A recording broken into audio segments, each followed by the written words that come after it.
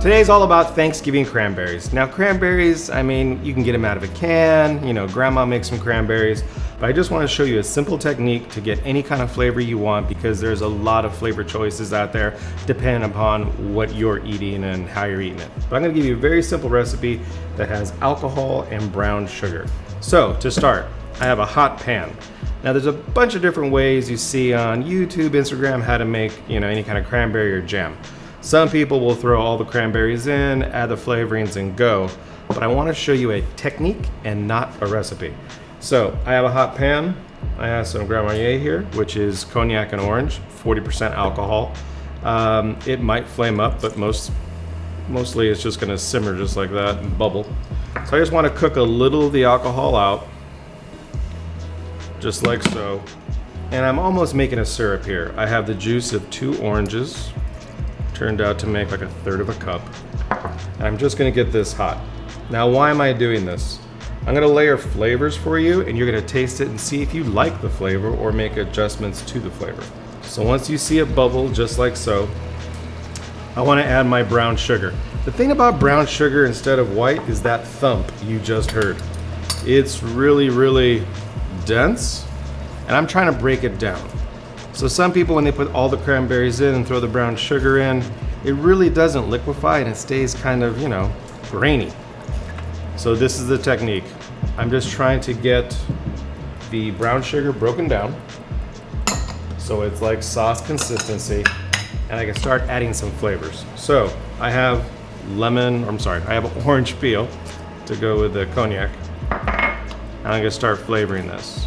So as it breaks down, it's gonna get a little syrupy, a little thick, and that's what I'm looking for. Once that happens, I'm gonna taste it, see if I like it, and then I'll begin to add more flavors. So let this just steep for like 5 minutes.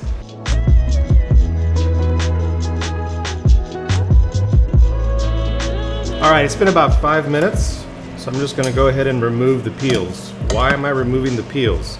These are really big, and I have some zest here. This is peels from 1 orange. So I'm just trying to get these out. It gave up the flavor. You can see it kind of curled, and I could do something else with these peels. All right, cool. Now, this is syrupy. It's a little bit thick, kind of what I want. Give it a taste. Cool. Now, when we deal with sugars, sometimes you want to add just a little bit of salt to bring out the sugar so you're not adding so much sugar. So just a pinch of salt. And I'm gonna add cranberries. Now, am I gonna add all the cranberries? No. Why? Because I want texture to my cranberry sauce. So as these start to boil, they're gonna pop, give up their liquids, and it's gonna get nice. But the thing is, it's gonna get smaller. So I want some texture to my cranberries. Now, if it's a situation where you don't want any texture, you want it smooth and puree, then go ahead and add them all. But I want some texture, especially the day after Thanksgiving, when you want to make some sandwiches and want to do that cranberry sauce on those sandwiches. So we'll let this break down, probably 5 to 10 minutes, and then I can add some more flavor.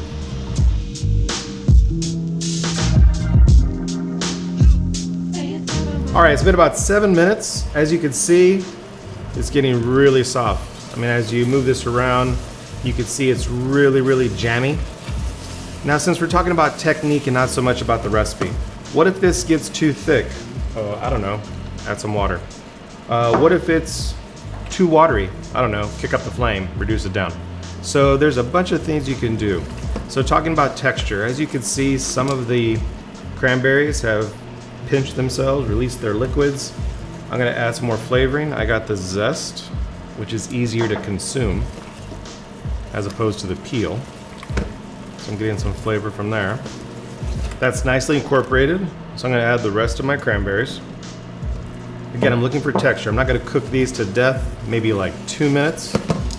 And as you can see, my liquid is almost gone. Not a big deal. Like I said, we can make adjustments. A little bit of water. Not even a 1/4 cup. Now you see it's a little saucy. If I want to, I could add some more because it's gonna reduce out. All I have to do is mix it with the sugared cranberries, and it's even more sauce consistency. So I'm gonna let these go for 2 or 3 minutes, and then I think we're good to go. All right, it's been about 3 minutes, and I just want to show you. So when you look at this, you can see how some have released all their juices and the skins are just left. But the ones I put in last are still plump in a different color. Since you normally do cranberries cold, the residual heat that you're gonna get is really gonna make those soft. So when your guests eat them, it's gonna pop in their mouth, a little burst of flavor. So I have a bunch of different textures. Now, if you don't like that, cool, go with all one texture. But for me, I like the color and the little pop at the end. So these are good to go. Go ahead and plate them up. We can totally let them cool in the bowl, or if you want to put them in another container, let them get to room temperature, and then throw them in the refrigerator. Plastic wrap, you should be fine. Or if you have a deli or a container, that's good too.